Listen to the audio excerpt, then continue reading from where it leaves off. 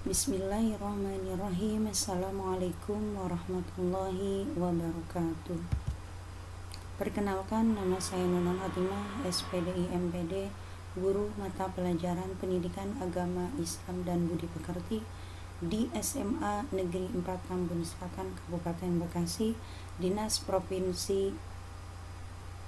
Pendidikan Provinsi Jawa Barat, akan menyampaikan tentang munakahat atau pernikahan.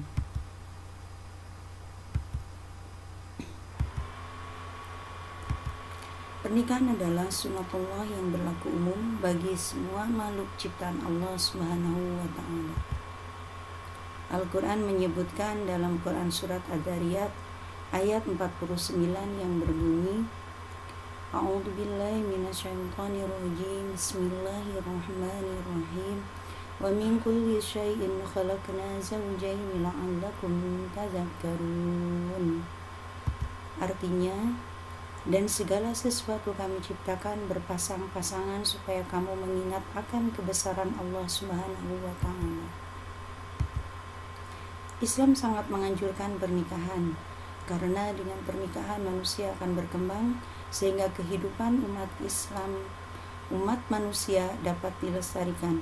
Tanpa pernikahan, regenerasi akan terhenti, kehidupan manusia akan terputus, dunia akan sepi dan tidak berarti.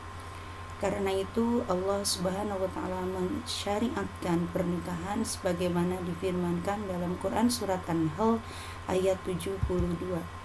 A'udzu billahi minasyaitonir rajim.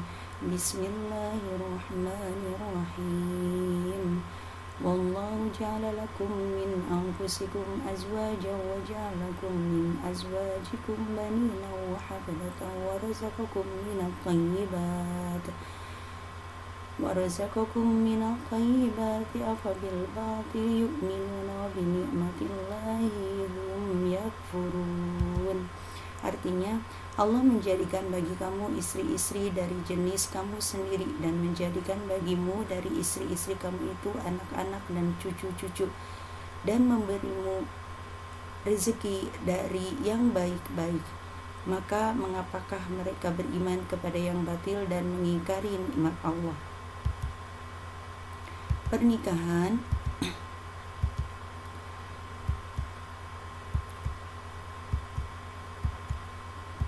yang akan kami sampaikan adalah tentang tadi pengertian pernikahan, tujuan pernikahan, hukum pernikahan mahram, rukun dan syarat pernikahan, pernikahan tidak sah, hak dan kewajiban suami istri. Secara bahasa, arti nikah berarti mengumpulkan, menggabungkan atau menjodohkan. Sedangkan menurut syariah, nikah berarti akad yang menghalalkan pergaulan antara laki-laki dan perempuan yang bukan mahramnya, yang menimbulkan hak dan kewajiban masing-masing. Adapun hak dan tujuan pernikahan yaitu untuk memenuhi tuntutan naluri manusia yang asasi, untuk mendapatkan ketenangan hidup, untuk membentengi akhlak, untuk meningkatkan ibadah kepada Allah Subhanahu wa ta'ala, untuk mendapatkan keturunan yang soleh, untuk menegakkan rumah tangga yang islami. Adapun hukum dari pernikahan itu adalah wajib. Yang pertama, bagi orang-orang yang telah mampu baik fisik atau mental, ekonomi maupun akhlak, mempunyai keinginan untuk menikah, dan jika tidak menikah dikhawatirkan akan jatuh pada perbuatan yang maksiat. Hukum yang kedua adalah sunnah. Bagi orang yang telah mempunyai keinginan untuk menikah, namun tidak dikhawatirkan dirinya akan jatuh kepada maksiat. Dalam kondisi ini, seseorang boleh melakukan pernikahan atau tidak melakukan, tapi melakukan tetap jauh lebih baik. Mubah bagi yang mampu dan aman dari fitrah, tetapi tidak membutuhkannya atau tidak memiliki syahwat sama sekali, seperti orang yang impoten atau lanjut usia, atau yang tidak mampu menafkahi, atau yang menikah hanya untuk memenuhi hajatnya bersenang-senang tanpa ada niat ingin keturunan. Yang selanjutnya, hukumnya haram bagi orang yang yakin bahwa dirinya tidak akan mampu melakukan kewajiban-kewajiban pernikahan, baik kewajiban yang berkaitan dengan hubungan seksual atau kewajiban lainnya. Makruh bagi yang mampu menikah tetapi dia khawatir akan menyakiti wanita yang akan dinikahinya atau mendolimi hak-hak istri dan buruknya pergaulan yang dia miliki dalam memenuhi hak manusia, atau tidak minat terhadap wanita dan tidak mengharapkan keturunan. Adapun mahram itu ada dua, mahram mu'abbad dan mahram ghairu mu'abbad. Adapun mahram mu'abbad, wanita yang diharamkan untuk nikah selama-lamanya, seperti keturunan, satu susuan, mertua perempuan, anak tiri jika ibunya sudah dicampuri, bekas menantu perempuan dan bekas ibu tiri. Adapun mahram ghairu mu'abbad, mahram sebab menghimpun dua wanita yang statusnya bersaudara, misalnya saudara sepersusuan, kakak dan adik. Ini adalah diagram tentang mahramnya. Syarat calon suami bukan mahram si wanita, orang yang dinikahi adanya keridhaan dari masing-masing pihak dan muayyan, beridentitas jelas. Adapun calon istri bukan mahram si laki-laki, terbebas dari halangan nikah. Syarat wali, orang yang dikehendaki bukan orang yang dibenci. Laki-laki mahram si wanita, balik berakal adil, tidak terhalang wali lain, tidak buta, tidak berbeda agama, merdeka atau bukan budak.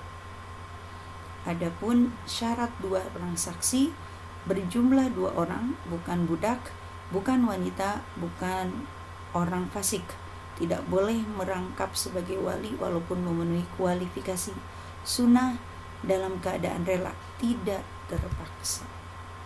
Adapun syarat ijab kabul tidak tergantung dengan syarat lain, tidak terikat dengan waktu tertentu, boleh dengan bahasa asing dengan menggunakan kata tajwid atau nikah, tidak boleh dalam bentuk kinayah atau sindiran.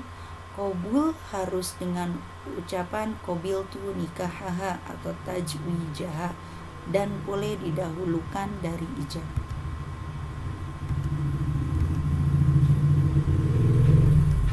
Pernikahan yang tidak sah, yang pertama pernikahan mut'ah, pernikahan yang dibatasi untuk jangka waktu tertentu.